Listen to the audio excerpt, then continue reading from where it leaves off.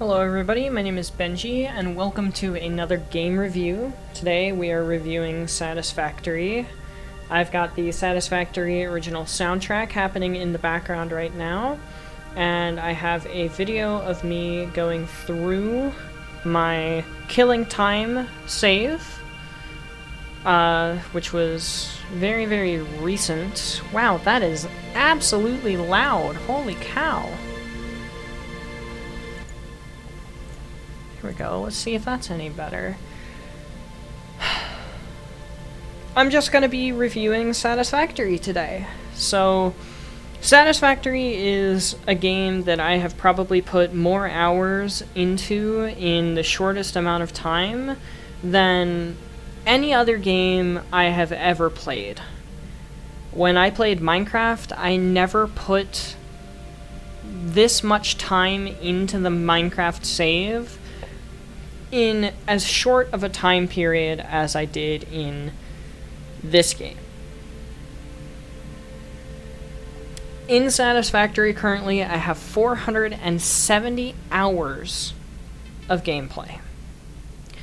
It is currently April 21st, and I purchased and downloaded Satisfactory for the first time on August, I believe, 31st.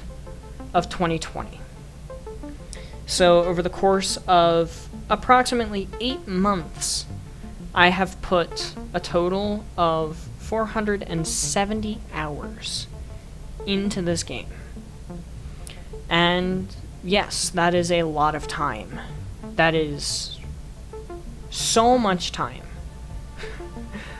I can't even compare to other games, it's so much time.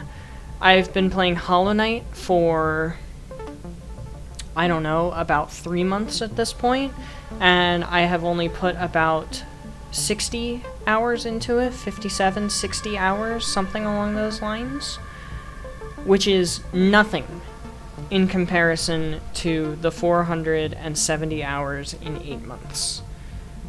And same thing with games like The Last of Us. I've got about 70 hours in. I've played through the game about 3 or 4 times. I'm going to be playing through it again and putting more time in. I got that game in July of 2020. So that says how much I've played Satisfactory. I have gone through this game from top to bottom pretty much 3 times. I've gone from the beginning to the end once on my first playthrough, from the beginning to the end on a world that was more optimized for playing on my laptop, which got a average FPS of around 10, and currently you can see I'm running on 60 and 70, which is obviously much higher, thankfully enough. I would hope it was. I paid like $700, $800 for this computer. I would certainly hope that it's better at running the game than my laptop for school is, which was $100 to $200. Not meant for gaming, versus my actual PC, which is meant for gaming. Anyway, enough about PCs and all that, because I've talked about that too many times in the past. I don't need to talk about it again. I can make another video talking all about my PC and bragging. I'm not going to do that here. Satisfactory I have played a lot, and it is an early access game, as you can see up in the top left right now. It currently just came out with Update 4, which added a whole bunch of new stuff, including gases and flying vehicles and all sorts of other mechanics to it, which is just absolutely phenomenal.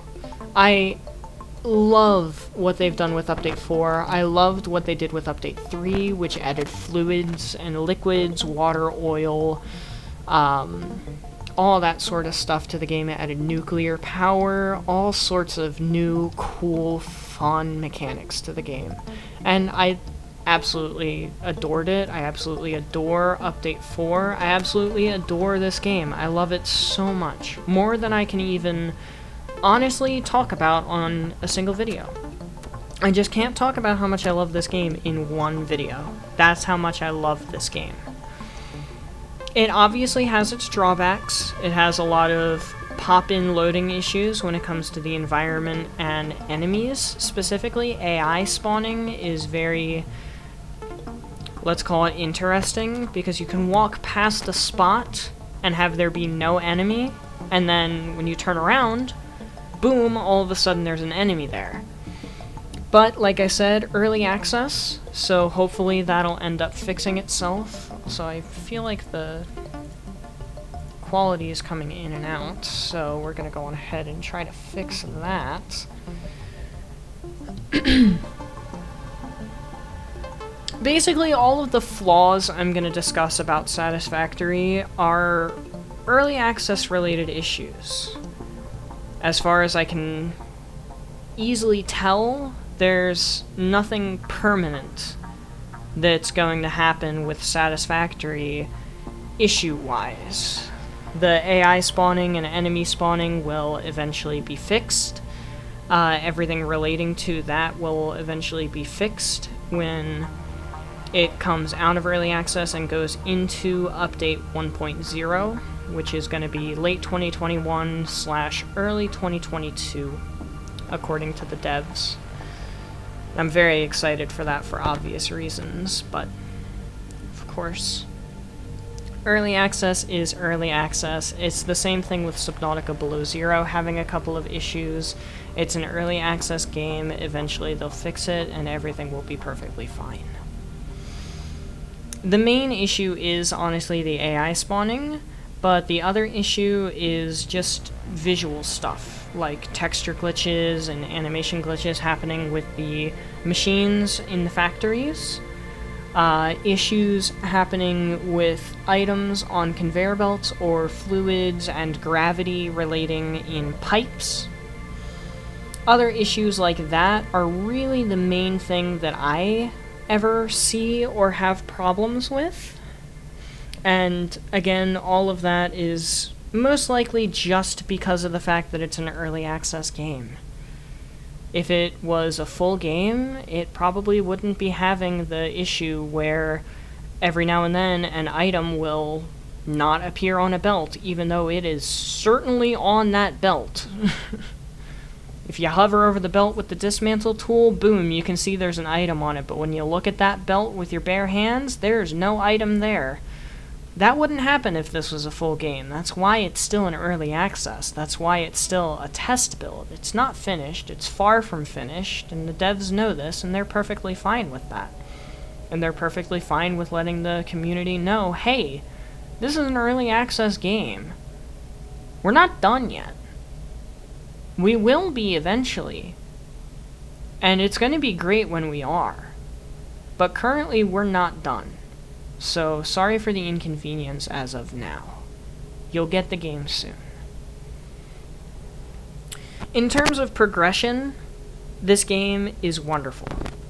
The way that it teaches you complexity, starting from the very basics and moving up to the more complex items, is very well paced. You start off in this game handcrafting stuff as basic as iron plates and iron rods. You take iron ore straight from the ground, turn it into an ingot, and turn it into an iron rod or iron plate. Boom. Two-step process. Ore, ingot, item. Simple. When you start actually going into automation from handcrafting, it's still that two-step process. You take the ore from a miner, put it into a smelter, turn it into an ingot in the smelter, throw it into a constructor, and turn it into whatever item you need. Then, it starts to teach you about more complexity, where you take two types of items. You take the ore, put it into an ingot, put it into two different items, such as screws and plates, and then you put the screws and plates together to make reinforced plates in an assembler, which is now a 3-step process, technically a 5-step process if you really think about it harder. And then you move up to other things, like you've got coal power plants, which now need a liquid input, water. So now you've got a solid input, and a liquid input. That's a little more complex than just 2 solid inputs, yeah? Of course it is. And then you start getting into oil, which has byproducts. And it's not just you make one thing into one other thing and you're done. Now you make one thing into 2 other things. One of the things you want, the other one not so much, and now you gotta figure out what to do with the thing that you don't want so much.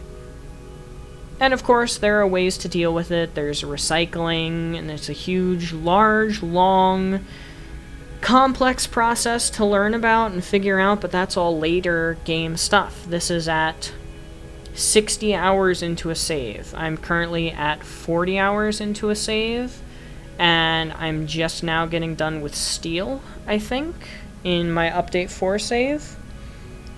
So not quite to oil and all of that refining and recycling and such. I'll probably be at 60 hours by the time I get to oil and other things of that nature, which I am very excited for, mind you. I've got big plans for that world, but I've already talked about that, so I'll skip that for now. And then you move from recycling into manufacturers, which need 4 inputs, some of which you get from oil, which takes liquid, some of which you get from just assemblers, and it gets even more complex from there. Now there's a thing called a blender, which takes 2 solid inputs and 2 liquid inputs to make new stuff. And then you've got particle accelerators now, which I haven't even messed with yet. You've got all sorts of other buildings that you mess with and work around with. You've got nuclear power, which creates nuclear waste that you can never get rid of and you just have to store, and that's a problem, and that's byproducts, and there's so much in the game as it gets up farther into the later tiers. But it does a wonderful job of building up to that complexity and teaching you along the way each step. Each time you unlock 2 new tiers in the hub, the first of the 2 tiers teaches you the basics of the tiers, and the second tier teaches you all of the complexities, all of the new complex items, all of the recycling, all of that stuff. It's all brand new from that point forward. And it does a great job at it, honestly. Like, that's all I have to say, is it does a great job with pacing. The graphics, honestly, for an early access game, are phenomenal, and my computer, not to brag, but it does a great job of handling it all. There you can see a little bit of an issue on the belts with the colliding items like I was talking about, but early access. What else does this game do well? I think this game does well in being sporadic about the combat. The combat is not something that's constant. The combat is really something that you only ever have to deal with whenever you're adventuring or trying to get a new resource. You don't constantly have to deal with waves upon waves of enemies attacking your base like you do in Factorio or Mindustry. You don't have to constantly deal with enemies bothering you completely out of the blue. You only ever have to deal with combat in this game, as easy as the combat is, whenever you're the one that goes out and initiates it. You're never going to have something hunting you down. And I don't think they ever plan on changing that, which I'm honestly very happy to hear that they don't plan on changing that at any point in the future. I think that's really all I can say in terms of how well the game does. Each biome is completely diverse and unique in terms of resources and graphics and the vibe that you get from the agriculture and, I'm trying to think of the word, vegetation, that's it. The different vegetation that you see in each of the biomes lets each biome be completely and entirely unique in its own right, and I think that that is honestly just phenomenal, that it has the ability to do that. Man, it's so weird seeing this floor without any of my oil stuff on it. I've done so much more work since this video went up. Trains are another thing that's a little buggy. The way that they start, stop, the way that they collide. They don't have any collision. That's what I mean when I say the way they collide. They just literally do not collide, which is nice. They're gonna fix that soon. The AI for the trains going to and from different stations is a little bit buggy. The way that they go up or down slopes doesn't really work too well half of the time.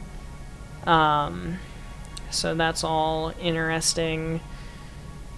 Save files are a little bit interesting because they take a decent length of time to actually fully save. The skybox looks a little interesting because there's kind of just like void between the playable area and the actual skybox mountains and such that you can see in the distance. And that's more evident over in the Dune Desert than it is here where there's ocean. The textures are amazing. Look at that build animation, super clean. Honestly, overall, I think I'd have to give Satisfactory a 9 out of 10. If it were a full released game and had as many issues as it has, I would honestly have to give it probably an 8 or an 8.5. But because of the fact that it's early access and a lot of the things that I've talked about or complained about are going to be fixed in the future, I have high hopes to be able to say that it's a 9 out of 10 game. Really enjoyed it, otherwise I wouldn't have put 470 hours into it, obviously. And I've just really enjoyed it so far. That's really all I have to say. I've brought up the issues that I have. The only other issues that I have are solved by mods, like not being able to place multiple foundations at once. There's a mod for that. Inventory management, there's a mod for that. All sorts of other stuff there's mods for. And the mods are super easy to install with the Satisfactory mod manager. They're super easy to keep up to date with the mod manager. And everything is just really well done in this game. So that's really all I have to talk about with this. Definitely not a negative review. Not that much to honestly be negative about. And I'm excited to deal with all of the top tier endgame stuff in Update 4 once we get there. But we've got a long road ahead of us on the current Satisfactory save, including, but not limited to, oil, high-tier steel, space elevator parts, power, all sorts of other stuff that we're gonna have to do. Oh, that's another issue. The waterfalls look disgusting, but early access. They'll be fixing the graphics and stuff. Also, that might just be because I think I have the water textures on medium instead of high. Just so that my computer doesn't have as big of an issue running everything. Oh, well, that's apparently the end of the video, so that's really the end of the video for me as well in terms of everything I've been talking about. So I hope you guys have enjoyed my review of Satisfactory, and I hope you have a wonderful day.